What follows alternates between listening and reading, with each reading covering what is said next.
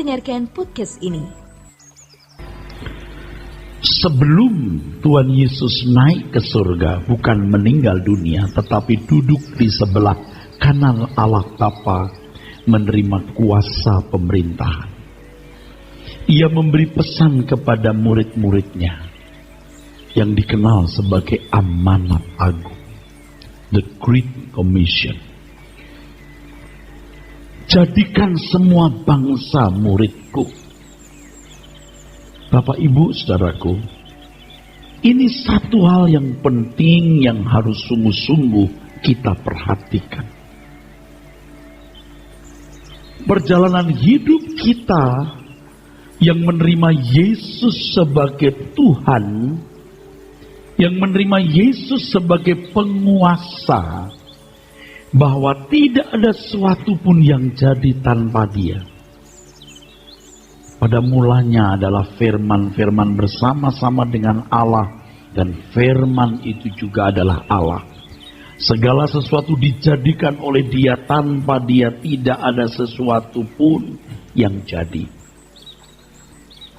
Kalau kita menerima bahwa Dia sang penguasa, tidak bisa tidak, kita harus masuk proses pemuritan ini.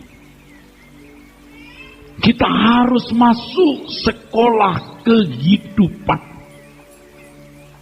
Tidak ada seorang pun kita yang boleh atau bisa menghindarkannya. Di dalam Lukas pasal 14 ayat 33. Lukas 14 ayat 33. Ada satu pernyataan firman Tuhan yang patut kita perhatikan. Firman Tuhan berkata, demikian pula lah tiap-tiap orang di antara kamu yang tidak melepaskan dirinya dari segala miliknya tidak dapat menjadi muridku. Kehidupan sebagai murid itu menyita seluruh hidup kita. Proses belajar, proses sekolah kehidupan itu menyita seluruh hidup kita. Menjadi murid dan hidup dalam proses pemuritan bukan bagian hidup kita semata-mata, tetapi seluruh hidup kita. Jadi Bapak Ibu, kalau orang percaya, anak-anak kita sekolah, orang-orang muda, dewasa muda berkarir, kita semua bisnis, kita berumah tangga, apapun yang kita lakukan, semua hanya mensupport, semua harus hanya mendukung proses pemuritan ini. Jangan terbalik, saudara. Dan sudah terjadi pembalikan ini, saudara. Jadi Tuhan ya mensupport hidup kita. Orang berurusan dengan Tuhan hanya supaya Tuhan mensupport hidupnya, studinya, bisnisnya, karirnya, rumah tangganya, kesehatannya. Ini terbalik, saudara. Padahal kalau kita sungguh-sungguh masuk proses pemuritan ini, kita pasti memiliki privilege atau hak istimewa yang Tuhan pasti protect, Tuhan pasti lindungi dengan proteksi atau perlindungan yang khusus. Jadi jangan terbalik. Selama ini terjadi pembalikan, saudara. Jadi bagaimana Tuhan mensupport kita? Orang ke gereja, orang berurusan, orang berperkara dengan Tuhan, supaya Tuhan mensupport hidupnya, mensupport bisnisnya, usahanya, studinya, karirnya, rumah tangganya, kesehatannya. Yang benar adalah kalau kita studi, kita berkarir, kita berumah tangga, kita bisnis, dan melakukan segala sesuatu, semua ini mensupport proses kita belajar, menjadi murid, proses dari sekolah kehidupan. Bapak Ibu saudara sekalian, harus diingat terus, ini kuburan saudara.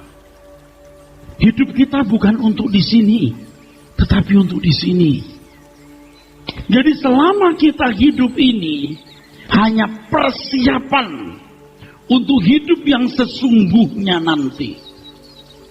Tuhan Yesus berkata, barang siapa yang menang, kepadanya aku anugerahkan mahkota kehidupan. Mahkota itu di atas kepala.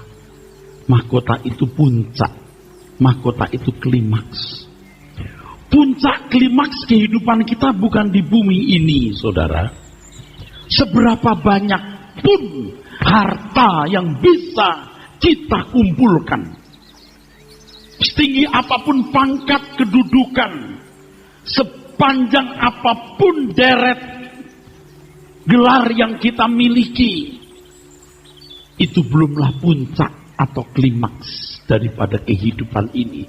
Kenikmatan makan, minum, seks di bumi ini dan segala keindahannya bukanlah puncak atau klimaks dari kehidupan ini.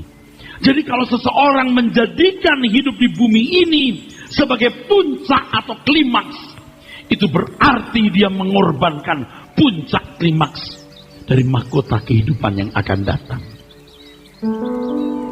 Sampai akhir ku menutup mata, ku tetap setia menanti janjimu, sampai ku dapatkan mahkota kehidupanku. Bukan setia melayanimu sampai akhir ku menutup mata, ku tetap setia menanti janji, sampai ku dapatkan mahkota kehidupanku. Ku tetap setia melayanimu sampai akhir, sampai akhir ku menutup mata, ku tetap setia menanti janji, sampai ku dapatkan mahkota kehidupanku. Ku tetap setia melayanimu. Saudara nyanyikan sampai akhir, sampai akhir mata.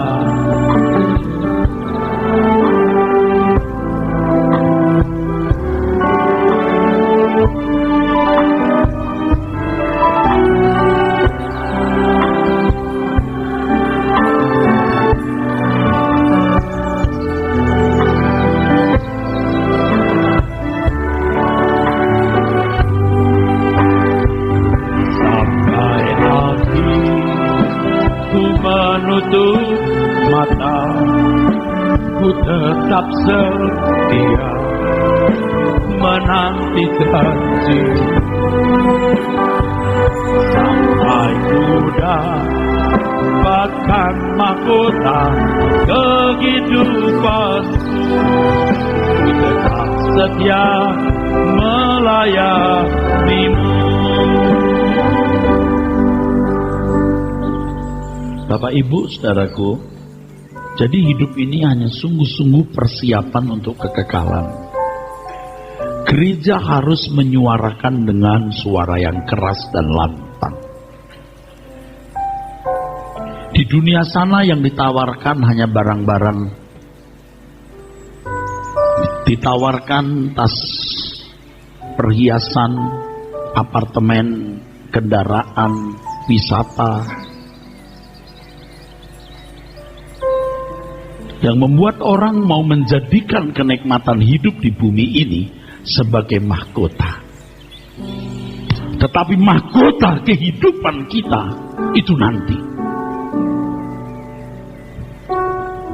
Sebab bumi ini telah terkutuk dan karakter manusia rusak. Seindah, sesempurna apapun yang Allah ciptakan, tetapi kalau manusia karakternya rusak, ia tidak bisa menikmati kebaikan Tuhan dan semua keindahannya. Oleh sebab itu, saudaraku, pahamilah ini sekolah kehidupan. Pemuritan di sini bukan sekedar seseorang ikut program yang dibuat oleh gereja. Pemuritan 6 bulan, pendalaman Alkitab. Bukan itu maksud saya, saudara. Tetapi setiap kita harus berurusan langsung dengan Tuhan. Setiap hari. Tentu saudara harus memberi ruang hidup saudara untuk belajar firman. Firman yang benar. Saudara harus sungguh-sungguh menyediakan waktu. Paling tidak 30 menit setiap hari berjumpa dengan Tuhan. Saudara harus belajar untuk menangkap setiap kejadian dan peristiwa yang terjadi dalam hidup. Yang di dalamnya Tuhan memberikan rema atau firman. Yang di dalamnya Tuhan akan menuntun kita bagaimana merubah karakter kita. Dari manusia berdosa menjadi manusia Allah, man of God. Yang layak, yang pantas disebut sebagai anak-anak Allah. Dari manusia berdosa menjadi manusia Allah, man of God. Jadi kita tidak bisa menjadikan hal bertumbuh menjadi manusia Allah, bertumbuh menjadi sempurna itu sebagai sambilan. Segenap hidup kita di sini, saudaraku. Tadi pagi jam 5 pagi saya bangun dan saya mulai berdoa. Saya berkata, Tuhan, aku belum menemukan Engkau sebagaimana seharusnya aku menemukan Engkau. Dan yang kedua, Tuhan, aku masih belum sempurna seperti yang Kau kehendaki. Jangan puas dengan apa yang saudara telah capai hari ini secara moral. Apalagi kalau menyangkut berkat jasmani.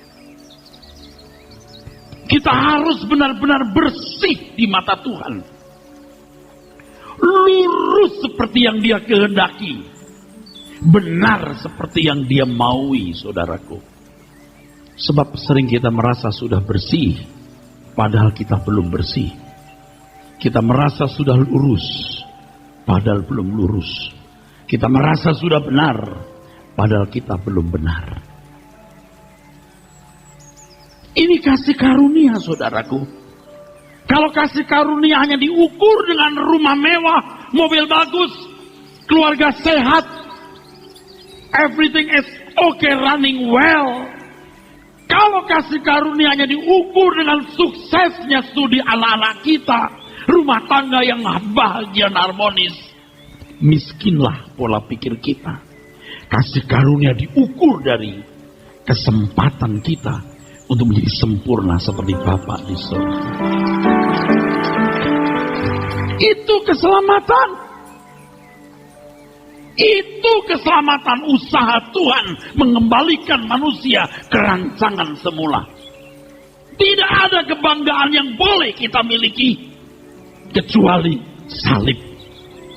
Supaya kita bisa sungguh-sungguh, saudaraku sekalian, mengalami perubahan-perubahan itu secara nyata. Lukas pasal yang ke-14 tadi ayat 33. Sekarang kita melihat Lukas pasal 14 dari ayat 25 sampai 27. Lukas 14 ayat 25 sampai 27. Pada suatu kali banyak orang berduyun-duyun mengikuti Yesus dalam perjalanannya. Sambil berpaling ia berkata kepada mereka, "Jikalau seorang datang kepadaku dan ia tidak membenci bapaknya, ibunya, istrinya, anak-anaknya, saudara-saudaranya laki-laki atau perempuan, bahkan nyawanya sendiri, ia tidak dapat menjadi muridku. Tuhan Yesus tidak cukup puas dengan banyaknya orang yang berduyun-duyun mengikut dia, yang sejajar dengan banyaknya orang datang ke gereja. Tuhan mengendaki mereka untuk menjadi murid. Dan untuk itu Tuhan mengatakan kamu harus lebih tertarik dengan hal ini. Lebih dari ketertarikanmu kepada apapun dan siapapun. Kamu harus mencintai proses belajar ini. Proses pertumbuhan ini. Lebih dari cintamu kepada siapapun, bahkan dari nyawamu sendiri. Hal menjadi murid itu menyita hidup kita, Pak. Menyita. Jadi ketika saudara mengaku Yesus sebagai Tuhan, sebagai pemilik kehidupan, saudara mau diselamatkan, artinya dikembalikan ke rancangan semula. Saudara harus mau menjadikan hal bertumbuh, berubah, menjadi manusia Allah sebagai satu-satunya isi hidupmu dan duniamu. Kalau tidak, untuk apa saudara ke gereja? Kalau tidak, untuk apa saudara menjadi orang Kristen? Untuk apa? Injil yang murni bukanlah Injil yang mengajarkan orang sekedar beragama lalu bergereja, tapi Injil yang murni, Injil yang menyita seluruh hidupmu, supaya bisa mengubah hidupmu dari manusia berdosa menjadi orang-orang yang berkeberadaan seperti Bapa di surga dan Tuhan Yesus modelnya. Haleluya. Dan ini kasih karunia, saudaraku. Kesempatan ini hanya sekali, saudara. Tidak pernah terulang. Sekali-kalinya. Dan tidak pernah terulang. Dan singkat. Dan kita pun tidak tahu kapan berakhir. Semalam saya mengunjungi seorang ibu yang anaknya sakit. Satu-satunya anak gadis. Ibu ini, saudaraku, ketika anaknya usia 5 bulan, sudah ditinggal papanya dan tidak pernah diketahui rimbanya sampai hari ini. Di tengah kesibukan saya yang luar biasa, saya harus sempatkan ketemu orang ini. Saya cari rumah sakitnya. Anaknya usia 20 tahun, lagi cantik-cantiknya. Autoimunnya lenyap. Sehingga dalam waktu 2 minggu drop sampai suaranya nyaris hilang. Dokter sudah angkat tangan. Kalaupun ada obat untuk memperpanjang usia, 35 juta rupiah per minggu. Tragis. Pada waktu saya muncul dengan istri saya, anak ini seperti minta dipeluk. Kaget juga. Pak Eras. Dan memang dia sempat saya peluk, saya cium keningnya. Dia tidak punya bapak kandung, dia masih punya bapak rohani. Tragis. Dari situ saya besuk lagi seorang ibu yang di tengah-tengah suasana wisata di sebuah tempat tiba-tiba jatuh dan tidak sadarkan diri. Dibawa ke rumah sakit langsung, tidak sadarkan diri di ruang ICU beberapa minggu, saudara. Saya di SMS, Pak, ibu ini dibawa ke Jakarta. Oke, saya besok nanti. Baru semalam saya bisa datang. Membawanya ke Jakarta harus pakai pesawat jet pribadi, jet khusus. Tentu ratusan juta biayanya. Sudah tidak sadar. His life, ini hidup. Semua kita akan mengalaminya, saudaraku. Lihat waktu kita sehat. Kita menjadi sombong dan merasa tidak memerlukan hal-hal seperti ini. Tahukah saudara? Proses kematian dan hancurnya tubuh kita yang pasti kita akan alami sesaat sebelum mati. Saudaraku, jantung seseorang akan berhenti berdetak. Sesaat sebelum mati, saudara akan merasakan jantung berhenti berdetak.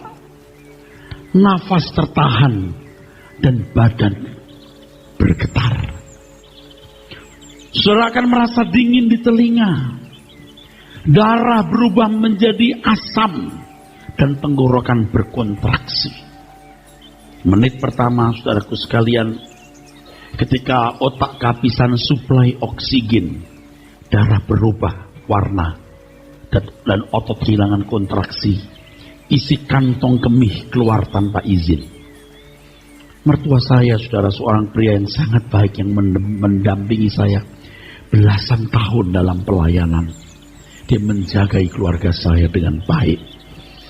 Saudara, waktu mau meninggal, dipelukan tangan anak laki-laki saya yang dari kecil di tangannya dia. Mertua saya berkata, "Aku ada apa ini? Aku kenapa ini?" Buang air besar, buang air kecil, saudara. Memang bersih, baru meninggal siangnya. Saya di sampingnya, saudara. Minggu-minggu itu tidak ada tanda-tanda dia mau meninggal. Tidak ada tanda-tanda beliau mau meninggal, saudara. Tidak ada. Sehat. Tetapi, saudara, dia nyanyi lagu ini. Di dalam dunia ada dua jalan, lebar dan sempit.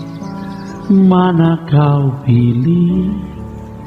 Yang lebar api, jiwamu mati. Tapi yang sempit, hidup bahagia. Dinyanyikan lagu yang lain, yang kedua. Siapa yang dicari orang? Uang. Apa yang dicari orang? Uang. Apa yang dicari orang? Siang malam, pagi petang. Uang, uang, uang. Uang, uang, uang. Siapa yang dicari Tuhan? Saya. Siapa yang dicari Tuhan? Saya. Siapa yang dicari Tuhan? Siang malam pagi petang. Saya. Orang yang berdosa. Dia bukan orang Kristen, saudaraku. Pada mulanya bukan orang Kristen. Dia termasuk rajin ke tepekong, saudara. Bahkan saya mendengar cerita beliau sebelum dulu dia punya teman yang bisa membaca nasib orang. Temannya mau menyerahkan ilmunya ke beliau sebelum temannya itu meninggal. Dia berkata, "Enggak, aku pilih Yesus." Dia masuk menjadi orang percaya. Nah itu dia. Mertua saya bisa berkata, "Ini apa? Kenapa ini?" Keluar. Menit ke-7, saudaraku sekalian. Maaf, menit ke-4, ke-5. Itu pembesar, pupil mata membesar, berselaput, bola mata mengkerut karena kehilangan tekanan darah.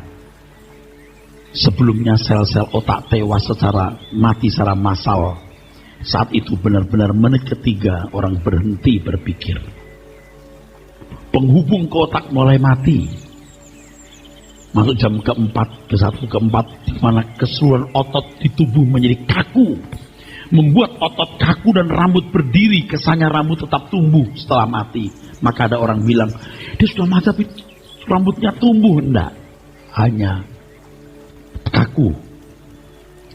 Jam ke-4, ke-6, darah yang berkumpul lalu mati, warna kulit menghitam. Jam ke-6, otot masih berkontraksi, proses penghancuran seperti efek alkohol masih berjalan. Jam ke-8, suhu tubuh langsung menurun drastis. Tapi 24 jam kemudian isi perut membusuk oleh mikroba dan pankreas mulai mencerna dirinya sendiri.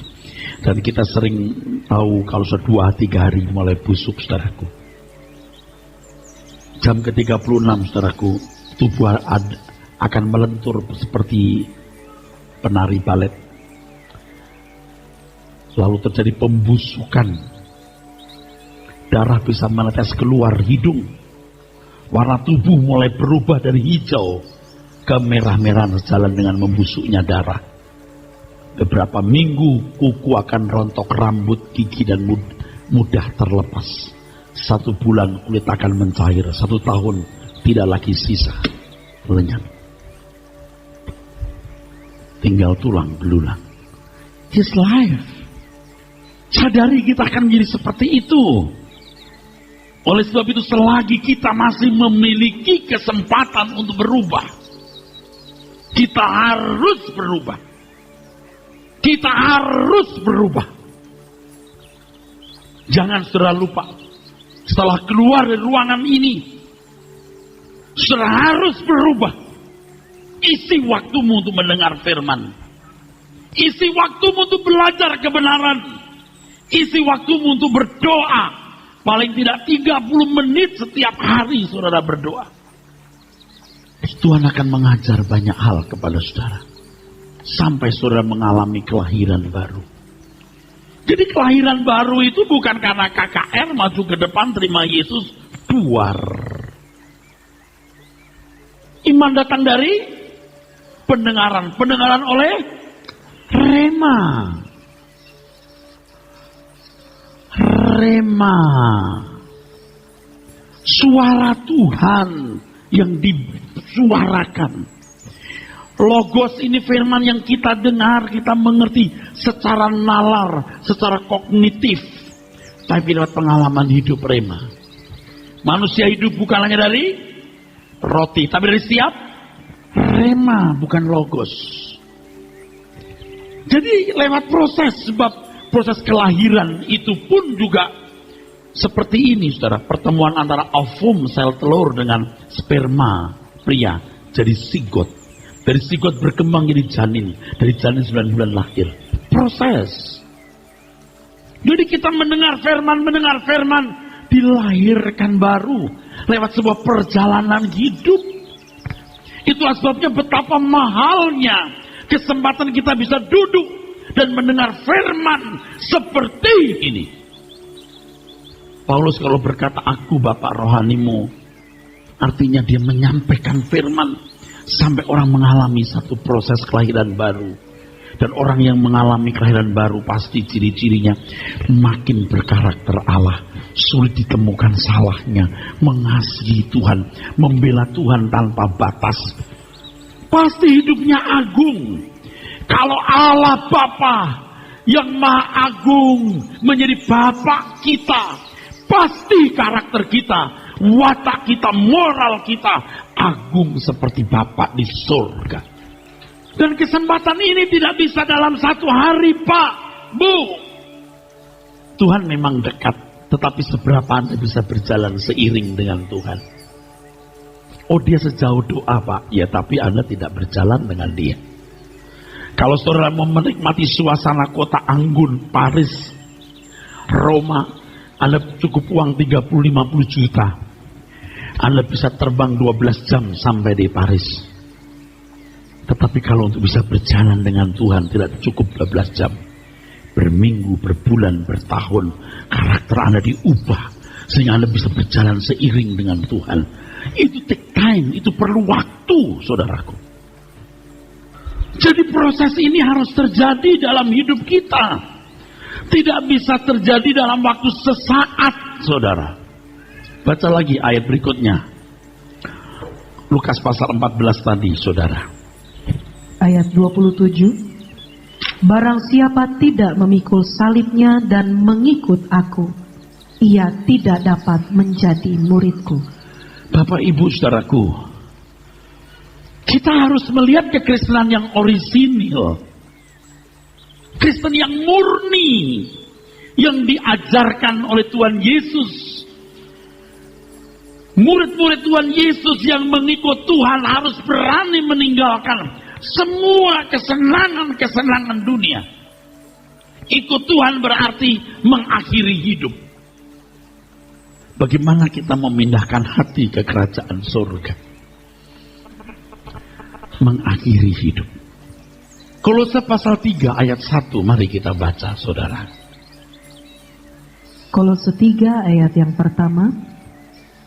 Karena itu kalau kamu dibangkitkan bersama dengan Kristus, carilah perkara yang di atas, di mana Kristus ada, duduk di sebelah kanan Allah. Terus? Pikirkanlah perkara yang di atas, bukan yang di bumi. Terus? Sebab kamu telah mati dan... Sebab kamu telah mati. Perkataan ini sulit dipahami oleh orang zaman sekarang. Tetapi kalau orang pada zaman itu membaca ayat ini sangat bisa menangkap. Sebab kalau orang berani percaya kepada Tuhan Yesus, berarti dia harus rela kehilangan kewargaan negara. Dia harus rela kehilangan keluarga. Dia harus rela kehilangan harta. Dia harus rela kehilangan nyawa. Dia harus rela kehilangan segala kesenangan. Ini konteks zaman waktu itu, saudara. Jadi kalau bicara soal iman, kamu dibenarkan karena iman. Itu harus modelnya iman orang Roma, bukan model iman orang Jakarta. Orang berani percaya kepada Tuhan Yesus, konteksnya jemaat Roma, di mana ada ayat yang mengatakan kamu dibenarkan karena iman. Mereka harus meninggalkan semua kesenangan demi imannya kepada Tuhan Yesus. Waktu itu Kristen belum jadi agama loh. Mereka itu tidak punya agama, tidak punya gereja, kebaktiannya di kuburan-kuburan, katakombe. Mereka tidak punya liturgi, tapi mereka hidup dalam penurutan terhadap kehendak Allah seperti Abraham. Tidak punya agama, tidak punya hukum, tapi hidup dalam penurutan kepada Tuhan. Apapun yang Tuhan perintahkan, dia lakukan. Itu iman. Iman bukan sekedar percaya Yesus suruh selamat. Itu baru percaya identitas dan statusnya Tuhan Yesus. Percaya di juru selamat, lahir di kota Bethlehem, mati di kayu salib. Itu baru sejarahnya. Kalau percaya Tuhan itu harus punya connect, punya hubungan, menangkap, mengetahui apa yang Tuhan kehendaki untuk kita lakukan dan kita melakukan. Itu namanya iman. Rata-rata saudara belum bersentuhan dengan Tuhan. Tuhan yang saudara percayai masih dalam bentuk fantasi, imajiner. Belum Anda temui. Makanya saudara saja untuk mencari Tuhan. Temui Tuhan secara pribadi. Biar saudara bisa mendengar suara Tuhan. Haleluya. Amin saudara. Ini tidak mengurangi kebahagiaan hidupmu. Tidak mengurangi kinerjamu cari nafkah bisnis. Tidak mengurangi tanggung jawabmu terhadap keluarga. Ketika engkau mengakhiri hidup, engkau berprinsip, tidak ada yang bisa membahagiakan aku selain Tuhan. Tujuanku kerajaan surga. Justru ketika saudara masuk dalam wilayah itu, apa yang terjadi saudara? Anda akan diberkati Tuhan. Karena Anda kandidat, Anda calon keluarga kerajaan surga. Berapa banyak di antara kita yang mau berubah? Ya, puji Tuhan. Saya pun juga mau berubah. Saya juga mau terus berubah. Saya juga takut saudaraku. Saya sering berdoa, Tuhan jaga aku Tuhan. Aku takut kalau aku menoleh ke belakang. Aku takut kalau aku mau menuruti keinginan dagingku ini. Saya sudah menjelaskan beberapa waktu ini saudara. Tuhan itu mempercayakan kepada kita kendaraan. Tuhan mengajar kita bagaimana mengendarai kendaraan itu. Dan menunjukkan arah. Tapi Tuhan tidak pernah mengambil alih kemudinya. Kita harus pegang kemudi itu. Kalau kendaraan itu mobil atau motor itu benda mati yang bisa kita atur suka-suka kita. Tapi kendaraan itu daging kita yang punya gairah. Kendaraan itu adalah jiwa kita yang punya nafsu, lust, desire. Kita harus menundukkannya. Kita harus akan berdiri di luar berkata, daging tunduk, jiwa tunduk. Kalau kita mengaku Yesus sebagai sang majikan, daging dan jiwa kita harus ditundukkan kepada Tuhan. Dan itu perlu waktu panjang. Kita punya nafsu, punya emosi, punya karakter-karakter yang buruk. Kalau kita percaya, namanya percaya, pisteo, menyerahkan diri kepada objek yang kita percaya. Ini perlu belajar. Tuhan berkata, jadikan sumbangsa muridku. Muridku, bukan muridnya Erastus, bukan muridnya gereja, muridku. Artinya setiap saudara harus berjumpa dengan Tuhan. Saya menjadi mentor. Saya menuntun saudara. Tapi saya tidak pernah jadi mediator. Sebab mediatornya hanya Tuhan Yesus kepada Allah Bapa di sorga. Saudara harus ketemu Tuhan secara pribadi supaya dimuridkan Dia. Sebab apa yang dapat saya lakukan, saudara? Saya manusia biasa. Saya hanya menyampaikan apa yang harus saya sampaikan. Tentu berdasarkan kebenaran Alkitab yang saya pelajari dan pengalaman real hidup saya dengan Tuhan. Tetapi selebihnya saudara harus bergaul dengan Tuhan secara pribadi. Suatu hari nanti saudara pasti menyadari betapa kita membutuhkan kebenaran seperti ini. Kalau kita berkata jagaku Tuhan, itu bukan secara otomatis Tuhan menjagai kita. Kita harus menjagai diri kita sendiri. Sama seperti kita berdoa, berikan kami makan kami hari ini secukupnya. Bukan kalau kita diam Allah mengirimkan makanan. Tapi kita harus keluar rumah